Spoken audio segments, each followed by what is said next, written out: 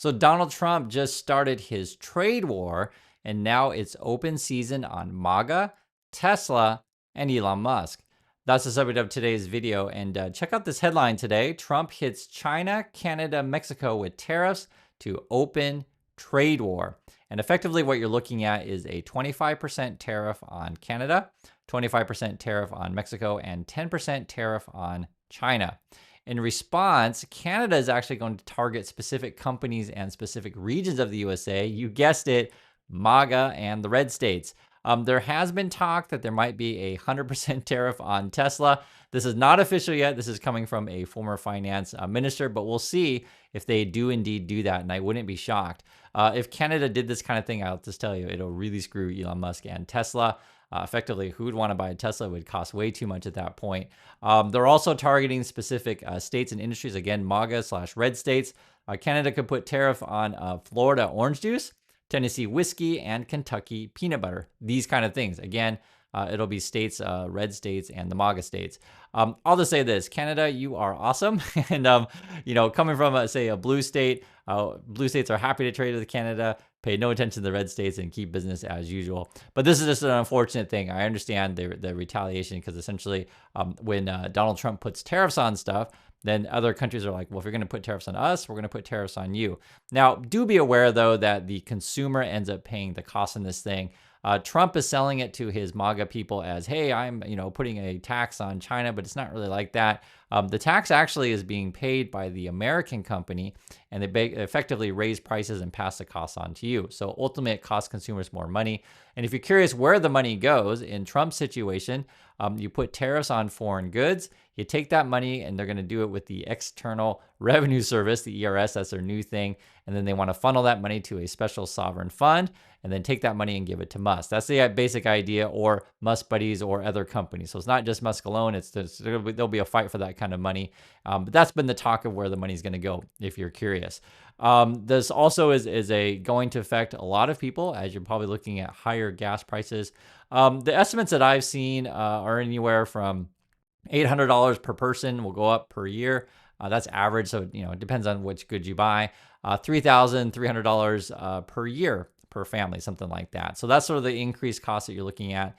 And unfortunately, this is going to hit MAGA people, well, or fortunate, however you want to look at it, but it's going to hit people at the bottom of the spectrum the most, the economic spectrum. So I do want to understand, yes, we make jokes about, we're going to bankrupt Tesla with Canada with the 100% tariff stuff. So that kind of stuff, generally it doesn't really affect the average person that much, to be perfectly frank. Because not everyone's going to go out and buy Teslas, right? And in fact, if there were 100% tariffs on Teslas, you're definitely not going to buy it. It's way too much. And this is something that is very interesting, is usually when things don't go Elon Musk's way, in terms of, let's say Canada did put that 100% tariffs, he would most likely sue. That's what I think. Because why? When advertisers don't advertise on Twitter, Elon Musk gets really, really mad and sues them. When EU slaps tariffs on Tesla, right? Because Tesla makes cars in China, and cars coming from China going into the EU are getting tariffed. Tesla sues them. And so the question would be, would Elon Musk and Tesla then sue Canada, if that were the case, or would they sue Donald Trump for starting this trade war? Stay tuned. It's about to get ugly. Even Tesla's CFO in the earnings call, right, said, hey, if those Tesla tariffs go into effect, it's really going to hurt Tesla. That said it would impact business and profitability. Now, no one's really for these tariffs, to be perfectly frank. This is Donald Trump's thing. What he's doing, he's saying, and this is sort of his rationale, if you're curious, he's saying Canada and Mexico, you're bringing in too many drugs to the country, too much illegal immigration, and this is sort of the retaliation, is we're going to put tariffs on you. And then in response, Canada and Mexico Canada's going to do retaliation. I don't know the official response of Mexico yet, and we'll hear more from China when I get the news on that. When you're talking about Canada, that's sort of what we're focused on in this video. They actually have made some really interesting statements regarding this stuff. You can see here, this is a headline, Canada's plan for a trade war, pain for red states and Trump allies. That's what I mentioned to you guys, where they're targeting red states. This was the foreign minister, Melanie Joly, and she had a statement was, never underestimate Canadians. We fight very hard and we're very courageous. I'll actually read the full statement of this because I think it's really interesting. It says, Ms. Joly said she hoped her outreach to senior Republicans would persuade them to intervene to avert or limit a trade war and its negative impact on consumers and jobs on both sides of the border. Quote, my job here is to be able to talk about facts, and that comes before any threat of counter tariffs from our side. Again, this would be Canada targeting red states and Tesla. Because then the senators might say, well, why are you doing this? Why are we imposing tariffs? It's affecting my own constituency, right? So she's trying to get the Republicans to go against Trump. Then it says here, but she added, Canada was ready to forcefully defend its interests if necessary, and quote, never underestimate Canadians. We fight very hard and we're very courageous. We are willing to be surgical, right? Just target the red states. We are willing to be surgical and appropriate to have impact on American jobs. That is actually really serious fighting words coming in from Canada. And again, Canada, you are awesome. This is the more headlines here. Reaction to Trump's imposition of tariffs on Mexico, Canada, and China. And I want to just sort of go over what different people are saying about this stuff. This is Ontario Premier Doug Ford. Doug says, Canada now has no choice but to hit back and hit back hard. As Premier of Ontario, the federal government has my full support for a strong and forceful response that matches U.S. tariffs dollar for dollar. Canada has so much of what America needs, right? So again, these are our biggest trading partners. And this is what from Ontario says, high-grade nickel and other critical minerals, energy, electricity, uranium, potash, and aluminum. We need to maximize our points of leverage of them to maximum effect. The federal government needs to also pursue every legal route to challenge these unfair, unjustified, and illegal tariffs.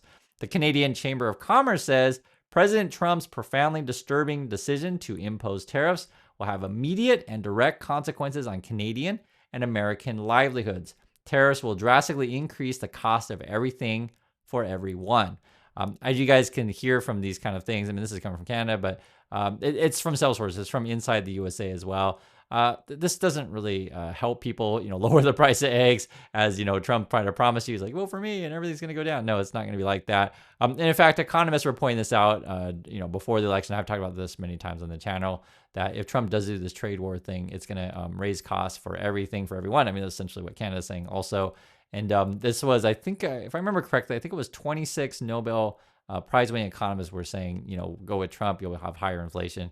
And this is what it is. So we weren't sure if Trump was going to do it for sure. He was threatening to do the tariff thing.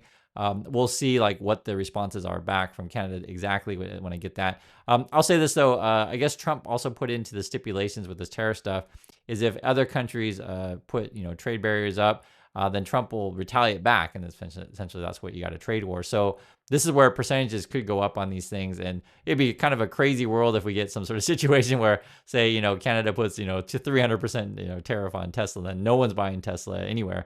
I actually do see that possibility, and we'll see if we'll see these kind of things in, say, China or Europe. There's just some more quotes, and it's actually interesting to hear what people have to say. This is John Bozella, the president of the Alliance for Automotive Innovation. And in fact, auto parts and stuff like that come from Canada and Mexico, a lot of it. And so this will probably raise the cost of cars. It's actually pretty serious for the auto business. And that's why, the Tesla dude, the CFO mentioned that it would have an impact on them. It says here, seamless automotive trade in North America counts for $300 billion in economic value.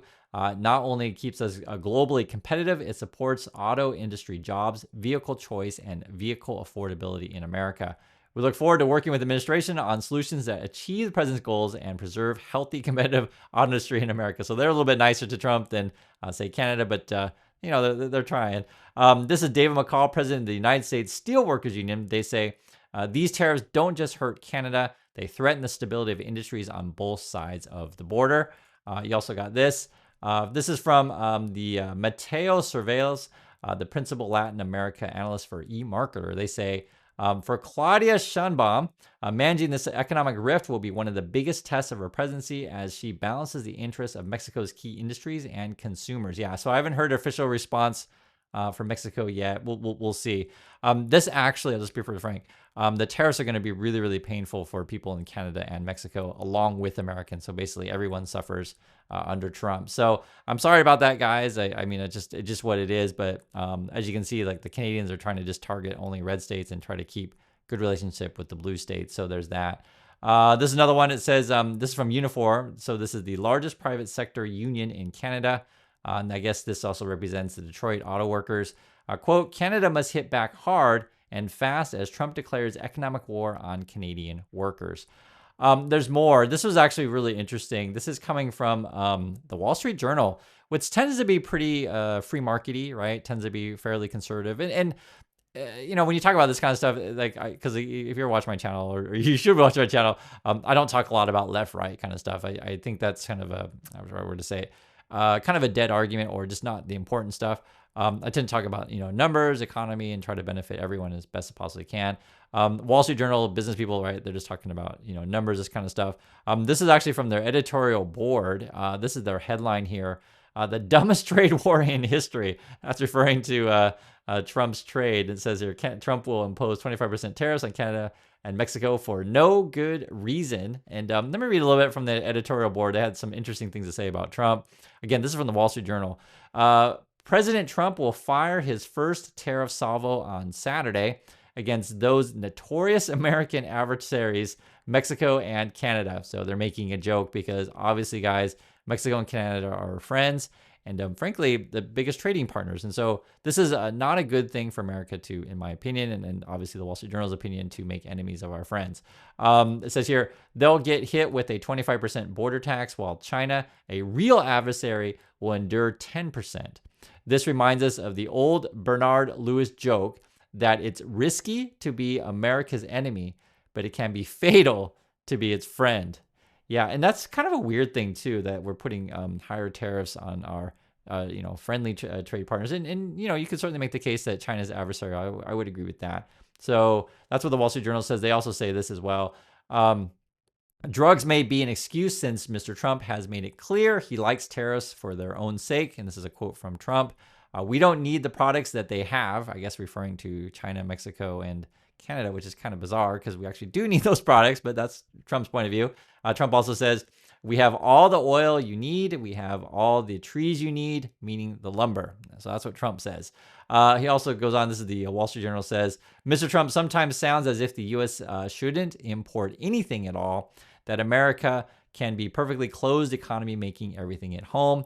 This is called autarky, and it isn't the world we live in or the one that we want to live in, as Mr. Trump may soon find out.